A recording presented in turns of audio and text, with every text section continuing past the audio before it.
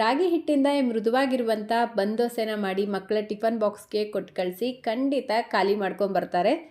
ತುಂಬಾ ರುಚಿಯಾಗಿರುತ್ತೆ. ಬೆಳಿಗ್ಗೆ ತಿಂಡಿಗೆ ಕ್ವಿಕ್ಕಾಗಿ ಮಾಡ್ಕೊಳ್ಬೋದು. ಸೊ ಬನ್ನಿ ಹಾಗಿದ್ರೆ ಮಾಡೋದು ಯಾವ ರೀತಿ ಅಂತ ನೋಡೋಣ.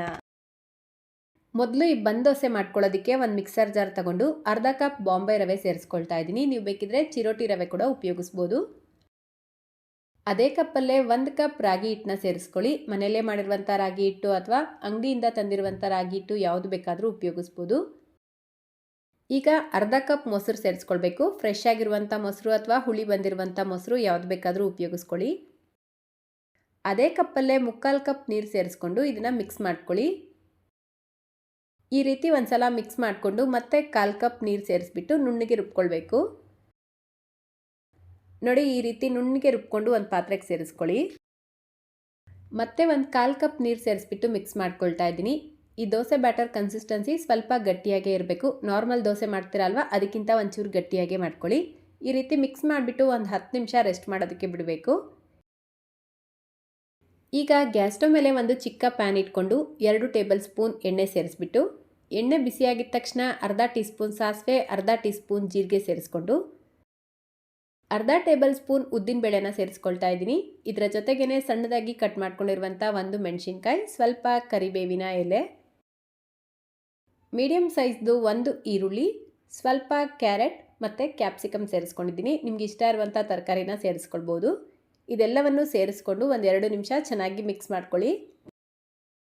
ತುಂಬ ಹೊತ್ತು ಫ್ರೈ ಮಾಡೋದೇನು ಬೇಡ. ಜಸ್ಟ್ 2 ನಿಮಿಷಗಳ ನಂತರ ಗ್ಯಾಸ್ ಫ್ಲೇಮ್ನ ಆಫ್ ಮಾಡಿಕೊಂಡು ಇದನ್ನು ಸೈಡಿಗೆ ತೆಗೆದಿಟ್ಕೊಳ್ಳಿ. ಈಗ ನಾವು ಆಗಲೇ ಮಿಕ್ಸ್ ಮಾಡಿ ತೆಗೆದಿಟ್ಕೊಂಡಿರುವಂಥ ಬ್ಯಾಟರ್ ನೋಡಿ, ಇದರ ಕನ್ಸಿಸ್ಟೆನ್ಸಿ ಸ್ವಲ್ಪ ಗಟ್ಟಿಯಾಗಿರುತ್ತೆ. ಈ ಕನ್ಸಿಸ್ಟೆನ್ಸಿ ಇದ್ದರೆ ಸಾಕು. ಇದರ ಜೊತೆಗೇ ಈಗ ಫ್ರೈ ಮಾಡಿ ತೆಗೆದಿಟ್ಕೊಂಡಿರುವಂಥ ಎಲ್ಲ ತರಕಾರಿಗಳನ್ನು ಸೇರಿಸ್ಕೊಂಡು ರುಚಿಗೆ ತಕ್ಕಷ್ಟು ಉಪ್ಪು, ಸ್ವಲ್ಪ ಕೊತ್ತಂಬರಿ ಸೊಪ್ಪನ್ನ ಸೇರಿಸ್ಬಿಟ್ಟು ಮಿಕ್ಸ್ ಮಾಡ್ಕೊಳ್ಳಿ. ಲಾಸ್ಟಲ್ಲಿ ಇನ್ನೇನು ದೋಸೆ ಮಾಡ್ಕೊಳ್ತೀರಾ ಅನ್ಬೇಕಾದ್ರೆ ಒಂದು ಚಿಟಿಕೆಯಷ್ಟು ಅಡುಗೆ ಸೋಡಾ ಸೇರಿಸ್ಕೊಂಡು ಮಿಕ್ಸ್ ಮಾಡ್ಕೊಳ್ಬೇಕು. ಅಡುಗೆ ಸೋಡಾ ಸೇರಿಸ್ಕೊಳ್ಳೋದ್ರಿಂದ ಇದು ಫ್ಲಫಿಯಾಗಿ ತಿನ್ನೋದಕ್ಕೆ ಸಾಫ್ಟಾಗಿ ಚೆನ್ನಾಗಿ ಬರುತ್ತೆ. ಅಡುಗೆ ಸೋಡಾ ಸೇರಿಸಿಲ್ಲ ಅಂದರೂ ಚೆನ್ನಾಗೇ ಬರುತ್ತೆ, ಆದರೆ ಅಷ್ಟು ಸಾಫ್ಟಾಗಿ ಫ್ಲಫಿಯಾಗಿ ಬರೋದಿಲ್ಲ. ನಿಮಗೆ ಅಡುಗೆ ಸೋಡಾ ಸೇರಿಸೋದು ಇಷ್ಟ ಇಲ್ಲ ಅಂದರೆ ಸ್ಕಿಪ್ ಮಾಡ್ಕೊಳ್ಬೋದು.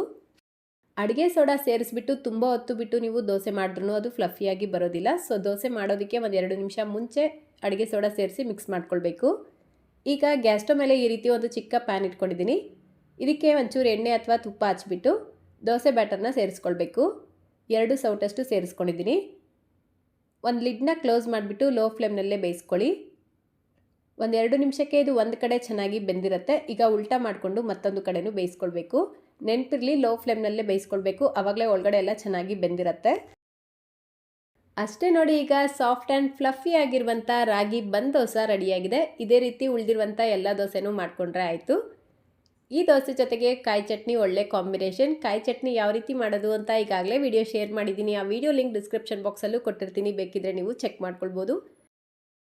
ಸೊ ಇವತ್ತಿನ ಈ ಹೆಲ್ತಿ ರಾಗಿ ಬಂದ್ ದೋಸೆ ನಿಮ್ಮೆಲ್ಲರಿಗೂ ಇಷ್ಟ ಆಗಿದೆ ಅಂತ ಅಂದ್ಕೊಳ್ತೀನಿ. ಇಷ್ಟ ಆಗಿದ್ರೆ ಲೈಕ್, ಶೇರ್, ಕಮೆಂಟ್ ಮಾಡೋದನ್ನು ಮರಿಬೇಡಿ. ನಮ್ಮ ಚಾನಲ್ನ ಹೊಸದಾಗಿ ನೋಡ್ತಾ ಇದ್ರೆ ಸಬ್ಸ್ಕ್ರೈಬ್ ಮಾಡ್ಕೊಳ್ಳಿ. ಫೇಸ್ಬುಕ್ಕಲ್ಲಿ ನೋಡ್ತಾ ಇದ್ರೆ ಫಾಲೋ ಮಾಡಿ ಅಂತ ಹೇಳ್ತಾ, ಇದೇ ರೀತಿ ಮತ್ತೊಂದು ರೆಸಿಪಿಯೊಂದಿಗೆ ಮತ್ತೆ ಸಿಗೋಣ.